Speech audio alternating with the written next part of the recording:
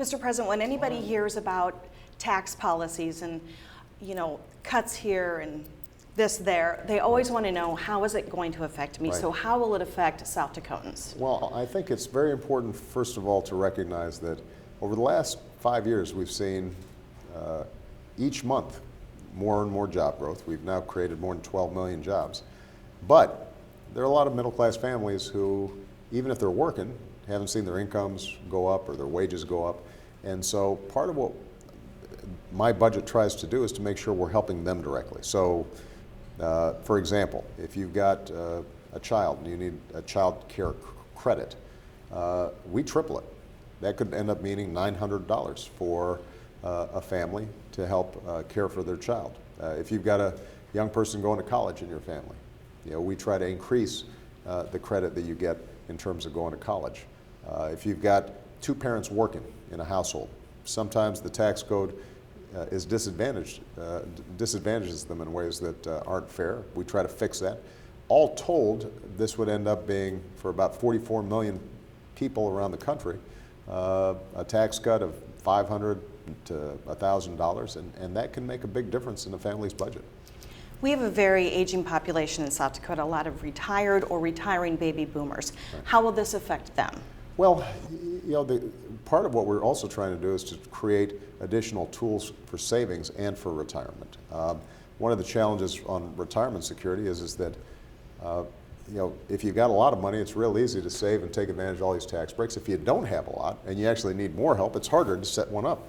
So we're trying to create more tools for ordinary families to save. Now, the way we pay for this is to close some loopholes that are already out there for corporations not paying their fair share of taxes.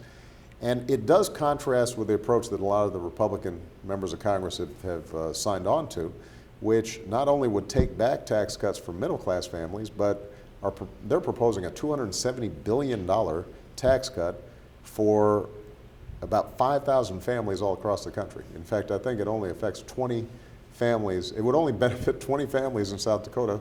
What we're talking about would help tens of thousands, hundreds of thousands of families in South Dakota. So that's a contrast that I think it's important for folks to pay attention to.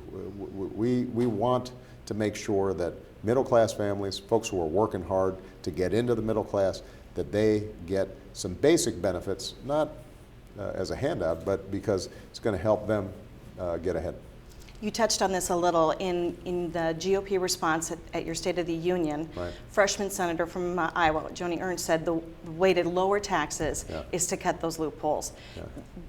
Your proposal does that? Yeah, it does, which is great. The challenge is that whenever I ask them specifically what loopholes they're willing to cut, they can't come up with any, and then they want to expand this trust fund loophole that costs $270 billion for the same amount of money that they're willing to spend to help 5,000 families who are millionaires or billionaires, the top 0.1% or 0.01%. We could help 44 million families. And that's why we all agree that the tax system can be a lot more efficient. We can close a lot of loopholes. The question is then who benefits from it. And we want to make sure middle-class families do, not folks who don't need it, including me. All right, let's talk. So you've been to every state but South Dakota. Are you going to come visit us? Now, first of all, it's important to know that you were there when you campaigned, but as a sitting president, are you coming to visit? The good news is, May 8th, I'm making news right here with you. May 8th, we're coming. I'm going to deliver a commencement in Watertown at a community college there. So I can't let my South Dakota friends feel neglected. So will you see Sioux Falls or Mount Rushmore? Well, I've been to Mount Rushmore. Mm-hmm. Michelle and the girls have been to Mount Rushmore as well. Let's see how much travel I get while I'm up there. But I think by May 8th, finally there should be spring in South Dakota, if I'm not mistaken. Yeah, we should be good. Now we got some breaking news. There you go. I'm really looking forward to it. Thank you so much. My pleasure. Wonderful to see you. Thank you. Thank you.